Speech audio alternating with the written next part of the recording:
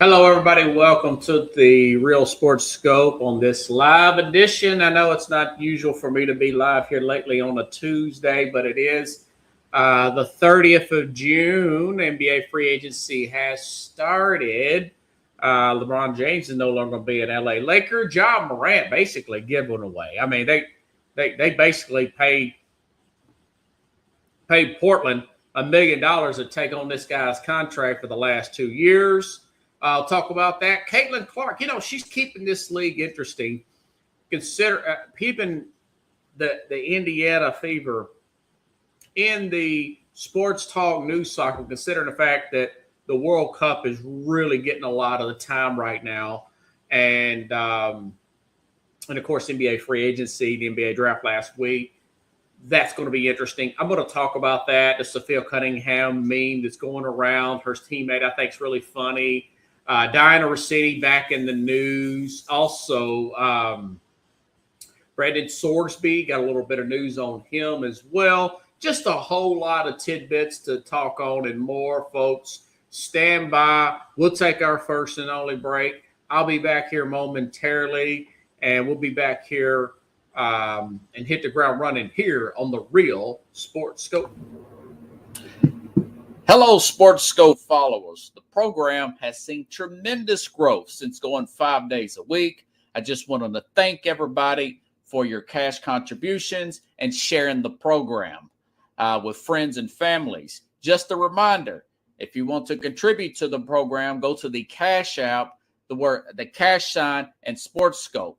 There are other ways to contribute to the program listed at the bottom of the screen.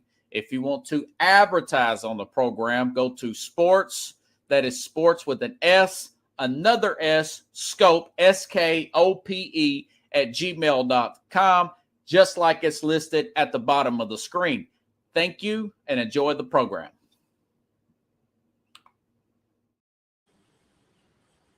All righty then. Okay, you know what? I'll start with the Ja Morant trade. Ja Morant, number 2 overall pick some years back. And remember, he was with the Zion Williamson draft. This guy looked so promising at one time. You would think he would be the kind of leader like a eventually turn into like a Jalen Brunson level of player. I always thought he was the better player than the Zion Williamson. Williamson obviously had with his weight problems and whatnot. We know that he's gotten some trouble there. And recently, the last 2 years, he has not been in trouble, but he has been injured with the Memphis Grizzlies, per se. All that being said, the guy's just 28 years old. He's a 2-time former All-Star. And the fact that he is, let me go to my notes here. The fact that he was just basically given away. This is a great trade for the Trailblazers. For Jeremy Grant, 32 years old, though. They didn't get any draft picks. 32 years old, 18 rebounds, 4 assists, 18 points, 4 rebounds, and a role player like a Chris Murray. And they gave him $1 million. Memphis gave Portland $1 million just to get this guy out of town. I think this is one of the worst trades in history. If you ask me, the guy's only got 2 years left on this contract. I would at least try to give him at least a half a season with Cam Boozer. My guess is maybe there's some internal stuff that we're not, that's not being known public about his work ethic in-house. Maybe his attitude's bad and whatnot in-house with the Memphis Grizzlies organization. And they just do not want him messing up anything around a Cam Boozer, whose dad played, is just more of an efficient player. They want to build this team around the young player out of Duke here. I can get that angle of it, but you would think maybe you try the chemistry a little bit with them. They didn't want to go that route. But, hey, listen, this is a great move there for Portland. Portland, worst case scenario, if he's a bad play, you only have him for this season and next season, and then you're done with him. you could move off of him, and you gave up a guy, like I said, a 32-year-old Jeremy Grant, and then a role player in this Chris Murray player, the 25-year-old role player here. So one of the better trades. The fact you didn't have to give any picks up is unbelievable for the Portland Trailblazers. So you look at Portland's with Ace Bailey, Damian Lillard still on that team, and of course Scoot Henderson showed some flash in the playoffs last year. Scoot Henderson. They're going to eventually move Drew Holiday, and of course young pieces like Aveda and Callagander center there. And of course they re-signed Robert Williams. Sorry, folks, it is really hot here in the Nashville, Middle Tennessee, and all over the country right now. And this air conditioner, I'm under so much air right now that it's some of the dust I think is giving me a cough. But anyways, bear with me. All right. Awful trade for Memphis. I understand it. I would have been a little bit more patient, but I'm not on the inside of that. Great trade for Portland. Let's see what happens, okay? A change could have done Brant some good. I'd much rather see him go to like a Miami or somebody like that, a more stable environment. That wasn't the case. I guess there was just no really big market for this young man. But I hope he's one of those turnaround stories, okay? I know Zebo, coming from Portland, when he went to Memphis, turned around. So maybe this could work out the other way. You know, we'll see what happens. All right, now Kawhi Leonard. Listen, this Kawhi Leonard trade. I mean, golly, what an awful. You know, you talk about a guy that was moved on from the Clippers with his injury history here. And going back to Toronto, the Clippers, hey, this is not a bad trade for the LA Clippers. I'm trying to get I thought I had it. Okay. So the Clippers got Brandon Ingram, very good role player, solid player. He's more than a role player. Listen, they got Brandon Ingram, Gregory Dick, 2 first-round picks, a pick swap, and 2 second-round picks for Kawhi Leonard, a guy that's never available. I don't know why Toronto did this, but they did it. I guess they're having flashes of 2019. Maybe this guy being away from home, he works a little bit harder. He stays in better shape. You keep your fingers crossed. But I don't see any major power shift in a Kawhi Leonard going back to Toronto. Kudos to the Clippers and getting something for this guy, who basically should give half the money back for him not being available half the time for this particular team. Okay, now, LeBron James. All right. The media's making a big deal out of this, okay? LeBron James says, hey, it's been great. I'm not going back to L.A. this year. Kind of thought the 42-year-old who will be – is he going to be 42 in December or 41? I don't want to age him too much. Yeah, he'll be 42 in December. LeBron will be. He is I think I've been saying this the whole time, contrary to what everybody else says. Whether you can get a whole lot in return or not, this Laker team's got to get younger. They've got to get rim protection. They've got to get better defensively as a whole, especially when you've got guys like Austin Reeves, who just got his ascension. And, of course, Luka, excuse me. Although Luka was in shape, maybe this second year he'll stay in shape and he will be healthy per se. Okay, now as far as fits for LeBron, there's a flood of information out there about that dark horse teams that would be interested in LeBron James. You've got, I want to say one report said maybe Minnesota or maybe the Wizards. I thought that would be crazy. I guess because Anthony Davis is there. I don't think he'll go to the Wizards, although they're starting to accumulate some talent right now on paper between the number 1 pick there. And, of course, Anthony Davis and Trae Young. I can understand that. I think that's crazy. Now, Miami, if you look at Miami, they really need a point guard at this point. They need some guard play. Put him up with Giannis. Put him down there with Bam. But my whole key with LeBron is 33 minutes there is too many minutes for him at this age going forward in his career. He needs to be about 24 minutes a game, okay? He can still start per se. LeBron can still start. If I'm him, I go to Miami, start the game, play sporadically throughout the second, third quarter, and now fourth quarter. This guy needs to play about 7 minutes there. I think he's effective. He's effective in spurts here. Let him play that way. I think that'd be pretty good. Now, the other option would be go back to Cleveland, play off of Donovan Mitchell there. I think LeBron can play the point there. Mitchell could play off the ball. I know he likes to carry the ball a lot. You could possibly do something of that nature there, get him back in Cleveland. Those would be good landing spots. Now, other news.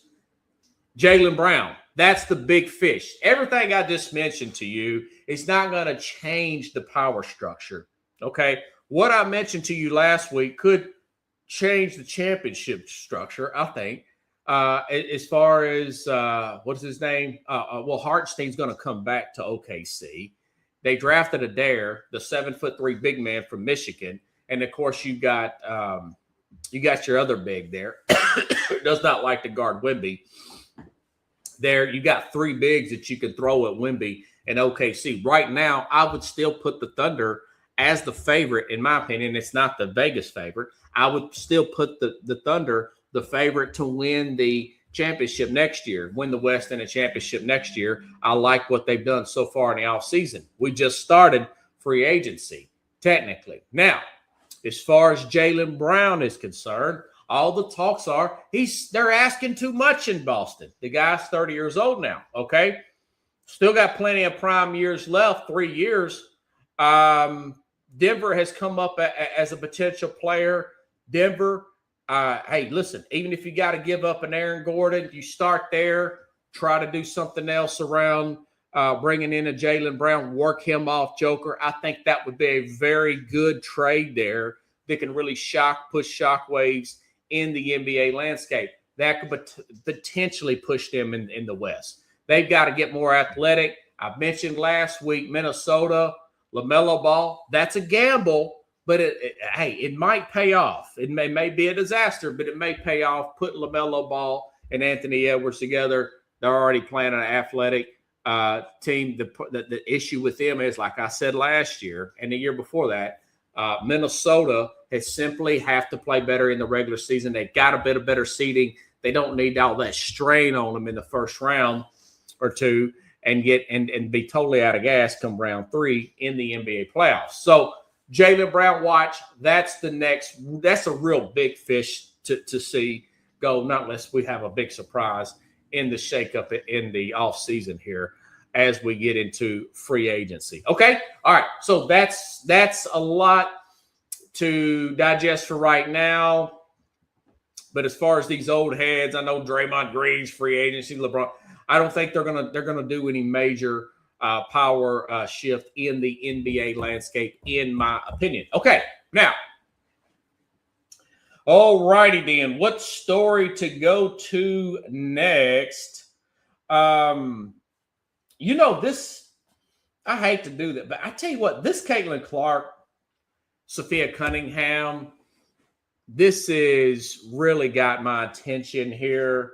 I know this is about a week-old story, but there's a part 2 to it, okay? Caitlin Clark last week was mauled by a player, Alyssa, who now claims she's getting Alyssa Thomas for Phoenix Mercury. Like I said, it's about a week and a half old story there. Let me show you this play here from last week, that was not called a foul, but later the league issued a suspension after it got reviewed. This is Caitlin Clark, if I get it right here. To the ground, and that's a hand to the neck, and then Let's look at that again, folks. To the ground, and that's a Looking like she's trying to choke her on the ground. The hand to the neck play there. For those of you who have not seen that, that was later issued a suspension for Alyssa Thomas. Now, a week later, she's saying she's getting death threats and everything for harassing Caitlin Clark. Now, later on in that same game, teammate Sophia Cunningham got into an incident pointing her finger at had a little back and forth with the teammate of Thomas for Phoenix here in the same game here. Very chippy game in the regular season. Watch this. What? What?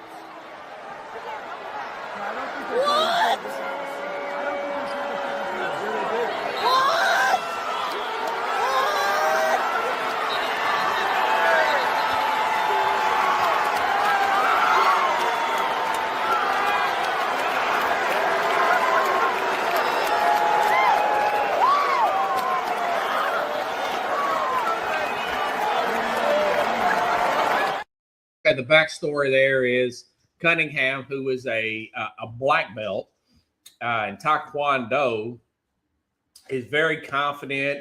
She's a teammate of Caitlin Clark. She's saying that the player there for Phoenix saying, "Don't you point your finger at me." Though she didn't say anything, she just points her finger at you. Well, that's turned out to be over a week later. That's on the internet everywhere as a meme going around the internet. Very interesting. I mean, we've got a lot of World Cup to talk about, folks. We've got NBA free agency. The Knicks had their parade last week.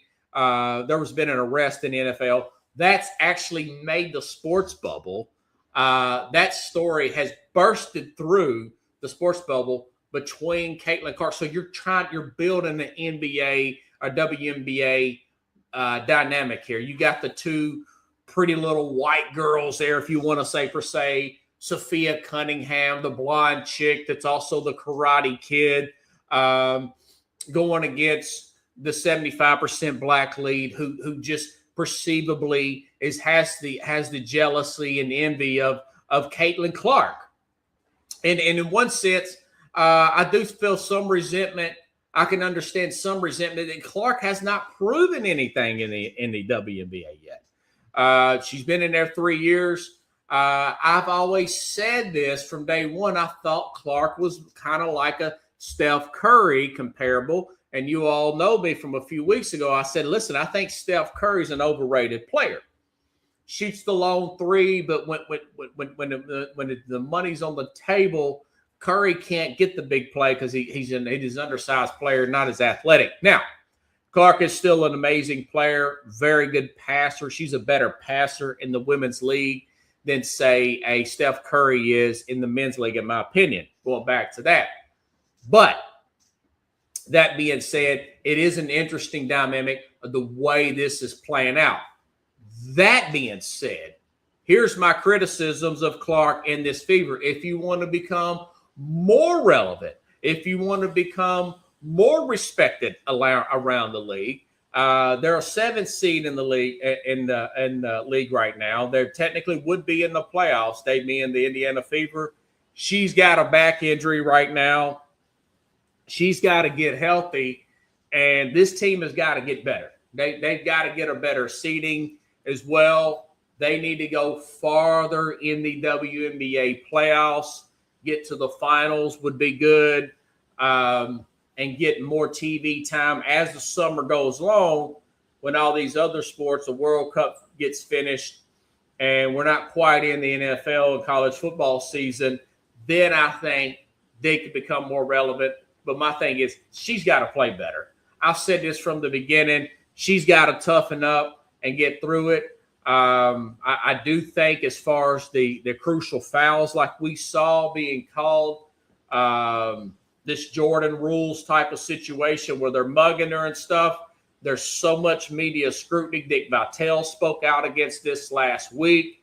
I do think that the refs are going to start calling games tighter now, start calling more in-game flagrants. But that being said, she's got to get it together, man. Come on. She's got to play better. she's got to toughen up. There's been some thoughts that she's having run-ins with this coach here. They've got to get on the same page. Sophia Cunningham's got to do her thing and get her back. She's kind of like the Draymond Green, the little blonde Draymond Green of this particular team. It's a nice little Karate Kid type of dynamic. I think it's interesting. I talked about that story over the World Cup. That tells you how interested I think that that story is. Okay. All right. Now, okay. Let's see. What else should we go to? Let's see. You know, I just got to talk about this Diana Rossini story. I've got some film on it. I'm giving women love today, right? I'm getting 2 woman-related sports stories still over the World Cup. I'm going to get to the World Cup here in just a second. All right, now, Diana Rossini in hot water again in court of public opinion. Whether it be TMZ or whatever, you've seen this video that's leaked out today, I'm about to show you. There's a video of her using her NFL credentials and whatnot to get out of a traffic ticket. She says that, well, you know what? Let me show you the video, then I'll comment on it afterwards. So this is basically a video of her getting pulled over back in January, back when Sean McDermott got fired from the Buffalo Bills. She's messing with her phone. She looks to be all over the road, and it looks to be a little snowy here where she's at. I think it's in New Jersey. I'm not sure. And cop pulls her over, and she starts talking to the cop about it. I'll let you be the judge. Then I'll give you my opinion. Watch.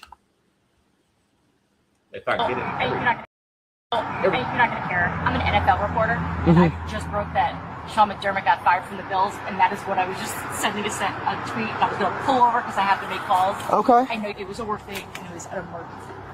Obviously, you were on your phone for a while, right? When you went under the underpass, right? On Garber Square, I was by Library Place, so you're on your phone there. I got behind you, right, by Whole Foods. You continue to be on your phone, right? I understand you have a job. Like, I'm shocked that they fired me. I cannot believe it. You know who was on the phone with? Who? Brian Gable, because he lost the job. Oh, okay. Are you a fan of Giants or Jets? I'm not a fan of either, so. What is your team? I'm a Vikings fan, unfortunately.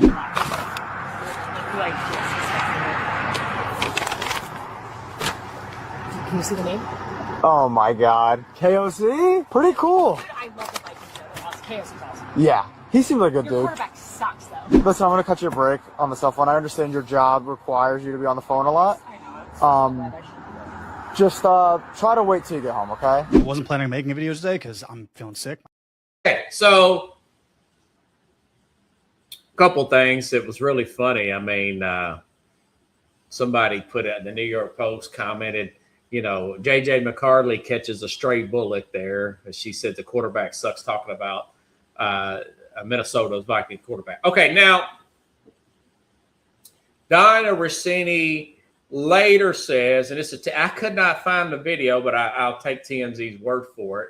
She later says on a podcast that she FaceTimed with the cop, Kevin O'Connell, which is the coach of the Minnesota Vikings, to get out of a traffic ticket. So the guy cut her a break gave her a warning on the traffic ticket there, as you could see. So she technically just showed him a text instead of FaceTiming. As far as her using her credentials and noteworthiness, she did say, I know you probably don't care. She did say something in regards to that when the cop first pulled her over and mentioned her messing with her phone, you know, and whatnot. So this just came out. I don't know who leaked this body cam video and whatnot. But that being said, she's excited about, myself too included, she was excited about NFL news. Okay. It's interesting. I get excited. I look at the X app and and watch your reports on whatever you want to call it, Black Monday or even that Black Week of coaches getting fired, the week after the regular season. That was Sean McDermott. Now, he was fired after the playoffs, per se. That was Buffalo Bills, because remember, they lost that game to Denver in the playoffs, per se. So she's excited about that. She thought, he's a male. He's probably a football fan. Let me leverage this. Maybe I can get out of this ticket here, per se. I was, distracted looking at my phone there, per se. I can understand that. And as far as her lying on the podcast there, so she embellished the story because it makes good content for shows like mine. She does, did a podcast there, works with The Athletic and whatnot. And, it came out publicly the other day. She's making $800,000 a year. I think the woman is just being raked over the coals this year. Now, I'm not excusing the fact that, of the alleged, air quote, alleged affair she had with Mike Vrabel. But, Diana Rossini is a human. I mean, she's not murdering anybody. Nobody's gotten killed here, per se.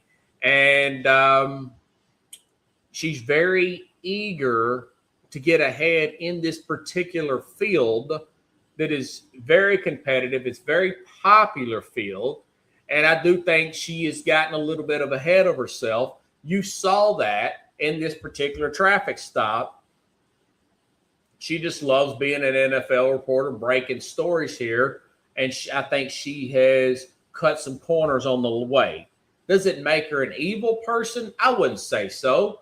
I know there's a lot of people who've come out against her and whatnot.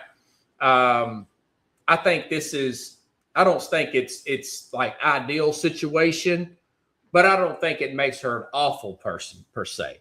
I think she'll probably work it out with her husband. If not, she'll move on. I think she's good for the league as far as that kind of passion and whatnot that you see from male reporters, your Adam Schefter's of the world. I think she'll bounce back. I think she'll bounce back. Pretty talented person, really likes the job, not just in it for the money, although she's making good money, $800,000 a year, but not mind you, Adam Schefter's making $8 million a year, per se. So rough year, Dinah. Cutting a lot of corners there. I like to see. America loves a good comeback story, like a Brandon Sorsby here, for example. Brandon Sorsby today, in other news, has made it public. We're not going to fight the NFL on me coming in the supplemental draft, and we're not going to take them any legal court cases. So Brandon Sorsby, he is going to get ready for April's draft. Well, hey, listen, folks, it's going to be July tomorrow, okay? We're talking April of next year. That's less than a calendar year away. I think he'll be okay. Now, he's going to drop. He's going to be competing with the Sellers. I forgot his name. Sellers, the quarterback out of South Carolina. He's going to be competing with Dante Moore. He's going to be competing with Arch Manning. He could be competing with Julian Sayin of Ohio State, C.J. Carr of Notre Dame. I said this last week. I will reiterate that now. We know it's official. He's going to be out in April. He'll probably slide to about the third round. Maybe these other quarterbacks have underwhelming seasons like a few of the quarterbacks did this past year. You look at the LSU quarterback, and then you look at the Penn State quarterback, Aller and whatnot. You look at those guys, their stock dropped after they played. So we could have a situation where we could slide to 2. But I think right now Sorsby will probably go 3. Not unless he gets another gambling incident, he might get drafted at all. But if he keeps his head clean, has a very good workout, he could slide to the third round. And once you get in there and getting competing, you never know what can happen. Hey, Tom Brady was drafted in the 6th round, Dak Prescott was drafted in the 4th round? I want to say the second. It was the 2nd or 3rd. I think it was the 3rd round for Russell Wilson there, who had a lot of good years with the Seattle Seahawks. So That's an interesting story. Okay, in other news, Terran Arnold. Man, this is rough here for the Detroit Lions here. Terran Arnold looks like, this thing looks terrible from the very beginning. Was charged with 8 felony counts, including 4 counts of kidnapping, 4 counts of armed robbery. That looks really bad. But if you read, the charges stem from alleged plot in February in Tampa. Prosecutors accused him of coordinating a scheme to lure victims to an apartment to get back items stolen from his Airbnb. Some of you O.J. Simpson fans and people have been following that story going back to, I don't know, the mid-2000s. Remember, he got out of jail in 2017. There was a big documentary on O.J. Simpson where he was he worked with some people to trick some guys in that supposedly stole some of his merchandise and held them up at gunpoint. That was considered kidnapping. Now, he did some years in jail for that. But OJ, everybody in the world knew that he had gotten charged with that murder, although he did beat it. It's controversy. Most of us think, that OJ did it. Okay. And it was just bad. It was very good lawyering on the other side of that thing. And OJ Simpson was also taken off the Buffalo Bill Ring of Honor or whatever for the new stadium. But anyways, this sounds similar to that situation with Arnold. He could get out of this, but Detroit didn't like what they read. They didn't like this situation, so the Lions cut him. They have a bad secondary already. But hey, listen, it's their prerogative. They can do what they want to do. But he did make his $1 million bond today. Officially, he's out of jail, the cornerback there from the Detroit Lions. And I wanted to read a little bit of this letter, if I could get it to come up, and it did just come up, that Nick Saban, of all people, remember he played at Alabama.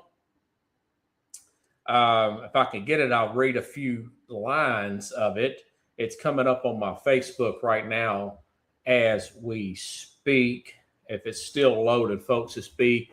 I haven't done a full show like this in a while, folks. When it's just me solo, it's good to knock off the rust while this is loading up. By the way, for those of you who had checked my social medias, I want to thank Alpha Graphics of Brentwood, Tennessee. They put a wrap on my car. I've got the Sports Scope logo. I've got the QR code put on the car. It looks really nice. I want to thank my friends, Mr. Hassan, the owner there from Alpha Graphics, did a great job getting my swagger back. I'm slowly getting back on my feet, folks. By fall, making all these announcements while we're loading up. By fall, this show would be at least, 3-4 days a week live instead of just 2. Eventually, we'll be back 5 days a week, but we got to get some income coming from them. We got to get this follower count up. Okay, so this is what Nick Saban writes to the judge here as a character, a letter. Nick Saban writes a letter to the Florida judge supporting exceptional character Terran Arnold here. What does he least? I'm trying to scan down here. Saban's letter dated this past Friday, with the Alabama letterhead, privileged and confidential, but became public record in Florida alongside with character references. This is what he says. My name is Nick Saban. I spent decades as a football coach working with young men from diverse and often difficult backgrounds. In fact, I've had the privilege of watching hundreds of athletes grow just as players and young men. I write this letter of exceptional character witness in Terran Arnold. Over more than 6 years I've known him. I first met him in my program back in 2021. From the beginning, stood out not only because of the athletic ability, but because of who he was off the field. Based on my experience with Terran, I've always believed he leads with genuine care for people around him. Over the years, I've welcomed Terran into my home and around my family. He has consistently treated my family and my staff with respect, humility, and kindness in all that time I've known him. He never once gave me a cause to question his conduct, his integrity, or respect for others. I don't ever recall being involved in any behavior that would describe as aggressive or irresponsible.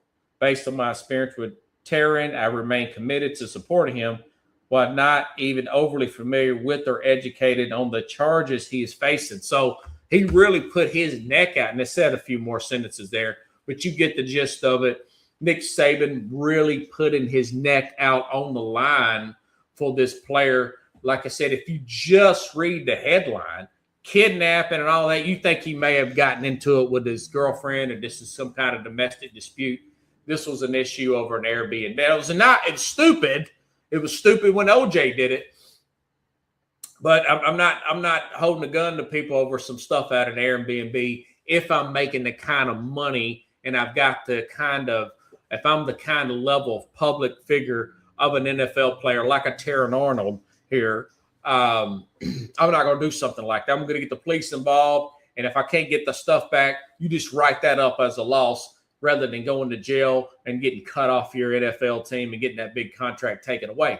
That being said, I think he may get some kind of probation for this because of that letter and because it looks like he's got a pretty clean record. There was a video that came out of him pulling over to do a video of him doing like some kind of phone video and saying that, you know, he's a pretty straight-laced guy. That may be this case here. He may not be a problem child. Maybe Detroit did overreact. I think they cut him because I don't think he was entirely 100% honest with them about this incident that happened back in February. I think if he would have, maybe they wouldn't have cut him. My guess is he may get some kind of probation, and then he may get suspended for 4 to 6 games, and this young man will be back in the league. He's under 30 years old. Somebody can use a cornerback.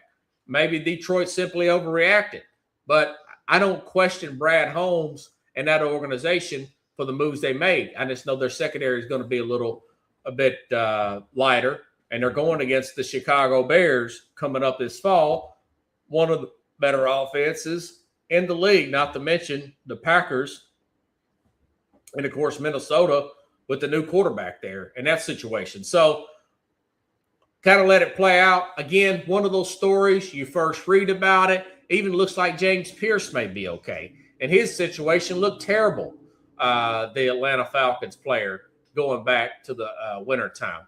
So you just never know how these things play out. Most of the time, NFL players generally, I mean, things, you know, you have different situations, but they usually get in trouble February, which is around that first month after the season. They're so locked, the season's over with, those checks have piled up and they go wild, or they get in trouble just before training camp starts, which is right now, you know, this dead time between now and training camp. Almost every time, it's in February, just after the season ends, or that little bit of pocket just before the season begins, just before the training camp begins in July. Never fails. It's always something happens.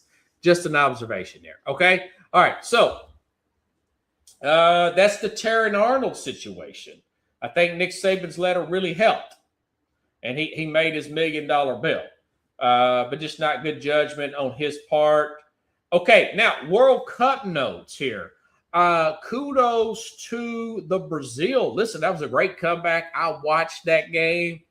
The fact that Japan scores early, hangs on. Brazil comes back, wins that game. You could start to see the pressure start to rise on these Brazilian players as that game's going on. Players start to step up their game leading in towards the very end. Brazil could come back. Hey, listen, they got the win. Brazil got the win. It's unfortunate for Japan. On the flip side, great header there by the player for Morocco. Remember, Netherlands was up 95% of that game. A lot of people that you read online, I want to say that even Carlos said, I know Colin Coward said that they could be a dark horse to win the World Cup. Well, we're still in the round of 32. That's a big upset. We're in the round of 30. That's like a Sweet 16 upset in the NCAA tournament. But, you know, the Netherlands is, by the way, and I had some Netherlands fans. I've taken them in Uber yesterday. They were nice, but they didn't tip. They did not tip. So at first I was like, hey, go Netherlands. Yay, yay. And they had their orange. They were from the Netherlands. They were here for some conference here in Nashville. But they didn't tip. So I'm like, okay, F the Netherlands. You ain't going to tip me. Ask me 50 questions. But anyways, Netherlands up most of that game, up 1-0. Great header shot there by the player for Morocco. Scores late, and of course, we know Morocco won in overtime. Big upset win for Morocco. Kudos to them, all right? And of course, listen, is it Mbappe? I want to say, man, he's having a great game right now. Did some screenshot. That dude right there, he's probably Kylian Mbappe. Excuse me. A lot of language is jacked up. Kylian Mbappe, 6 goals. He is now tied with Lionel Messi. It looks like the big favorite here is France to win this thing. I don't know what the score is. They were up last time I checked. Let me double check since we're doing this thing live. If our France 3-0, yeah, it's over. Okay. France is in the Sweet 16. No big surprise there. But Mbappe, I mean, he's playing really well with France there. Looks like the best team. Very quick team there in France there. Good win there. As far as the United States is concerned, listen, they played all backups and still almost won last week against Turkey. Okay. They're negative. What are they? Negative 600 against Bosnia tomorrow. I think they'll win that game starting at 8 o'clock Eastern on Fox there, 7 o'clock Central. I'm definitely going to record it. This will be a big upset. This would be a big downer for the United States to lose this game to Bosnia. I think they're going to win it. They're going to get to the Sweet 16. Like my man here, I think it was Mike, who is a soccer reporter, professional soccer reporter for about 40, 50 years, what he told me, said if the United States could get to the quarterfinals, which will be the Elite Eight, if they can get to the quarterfinals, that would be a huge success. So if they win, we expect them to win tomorrow. They're supposed to play everybody, including Pulisic there, Christian Pulisic. That would be one step closer to getting that. They would be in the Sweet 16 if they win tomorrow. So I expect them to win. Hopefully, if they lose, this would be a major upset because this would be a big downer because of the how well they've played and how much depth that they have shown to have in these particular playoffs here. And like I said, they almost beat Turkey with all those backups in. Okay, now, North America, kudos to Canada winning on their home soil. Mexico, I know they play, who was it? Ecuador. They play Ecuador. That's going to be a good one. I don't know. Do they play tonight? I think they play tonight. I want to say that. But they're playing well. Mexico, yeah, they're going to play here in just a little bit, here in just a few minutes. But they're playing really well. Kudos to them. So it looks like the home soil teams here in this area are living up to their hype there. Like I said, I mean, Mexico is playing really well. That goal they scored in Mexico City the other day, last week, they're very intense game. They won it 3-0. Wasn't like that early on. Very intense game there. But they look good. Mexico looks good. Spain looks to have rebounded, but their best player is 18 years old. Obviously, Argentina, I don't know if they're playing the best competition. We're going to see what Argentina's made of as this tournament progresses forward. Okay. All right. So, but going back to the United States, I think that, if they get to the quarterfinals, that would be their best finish since 2002. So we got, 24 years. 2002, that was a long time ago there. So this is the best one I've seen ever. This is the most soccer that I've watched ever. I just love these games. Very intense, very intense. Players crying when they're losing, players crying when they're winning. You're seeing coaches, managers, whatever you want to call them, being fired after these matches. This is supposed to be a world tournament. You're seeing planes being delayed. I don't know. One team couldn't fly private. They couldn't fly the jet because they lost or something like that. I can't remember what country it was, but this stuff is serious, man.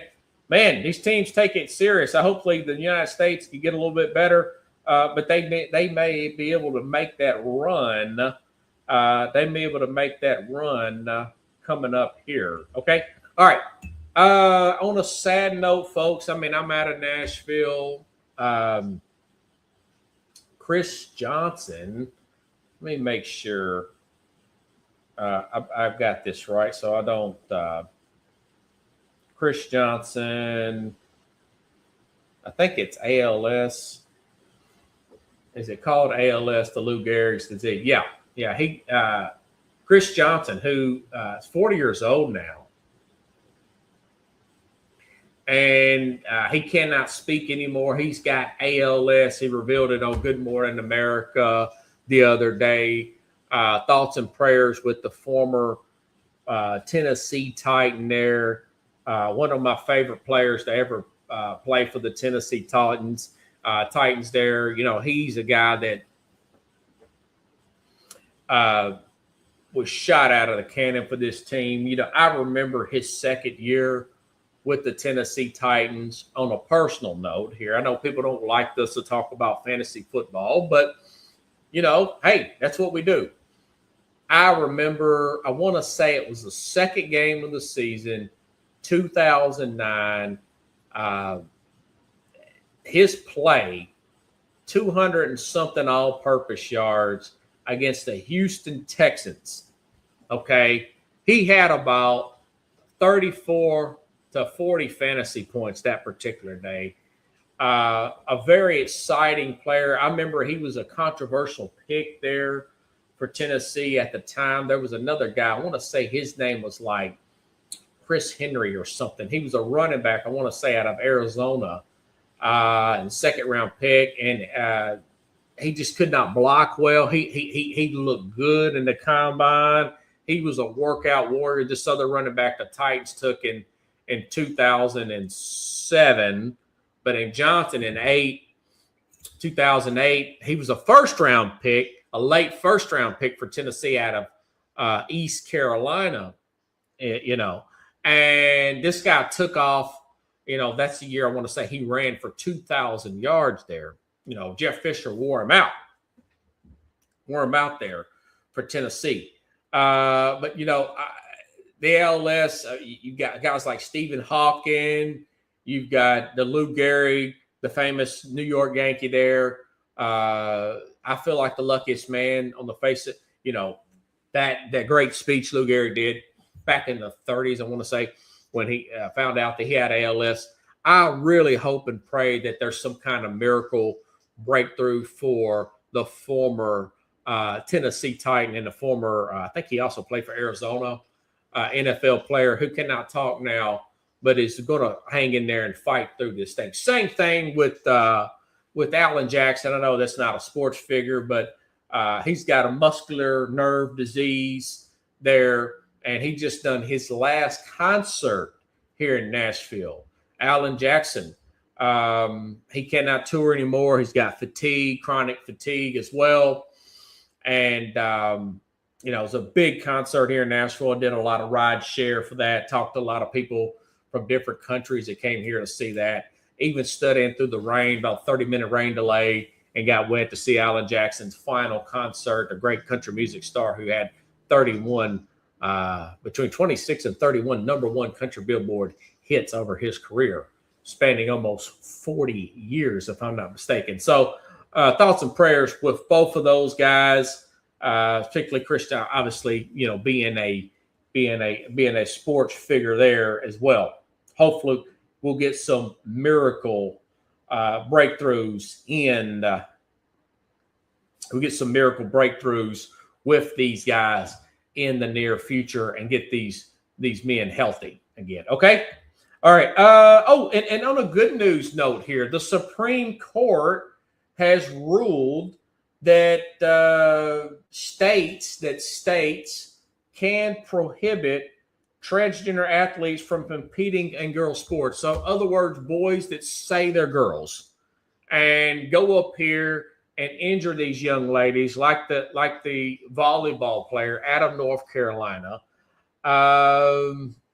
They can, if states want to ban those players from participating and injuring our young women, they can legally do it according to the Supreme Court. So kudos to the Supreme Court. I don't know why this was even a controversial topic. This should never even went to the Supreme Court. But if you got to, kudos to the Supreme Court for making that ruling. We have to worry about the safety of our young women.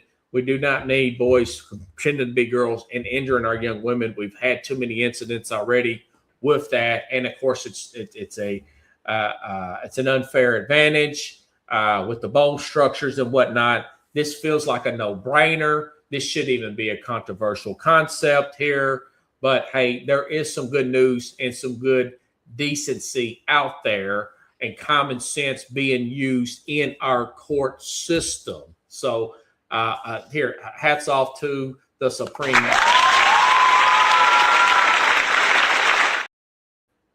All right, there. Let me go back through my notes. Like I said, folks, I told you I had a whole lot of stuff here. To talk about tonight, and I want to make sure that I got everything taken care of. Been a busy day here. Did not do any ride share. Like I said, I didn't do any ride share for the afternoon.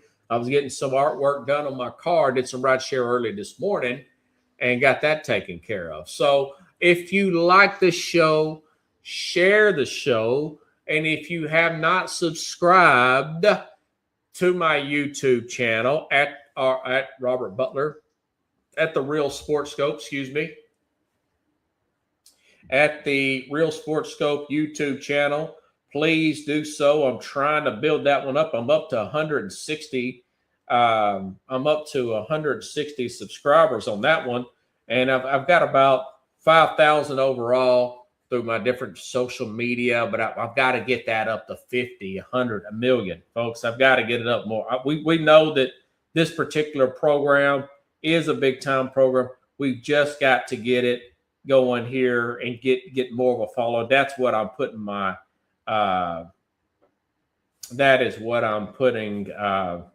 my focus into, the marketing side instead of just the substance of the show. Okay, let's see. Harvest Men Backstage Pass. My man David is a Christian singer. I want to give a shout out to him. I guess that's his channel, Harvest Men Backstage Pass. My man David gave me an Uber ride from Brentwood to here. So while I was getting my man, thank you, brother, for subscribing to the Real Sports Scope YouTube channel. And I want to thank all my riders who have subscribed to this channel. Okay.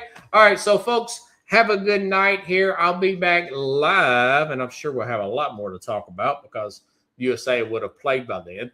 We'll be back here live on Thursday with the Mad New Yorker, and we'll hit the ground running here on the Real Sports Scope. Have a good night, everybody.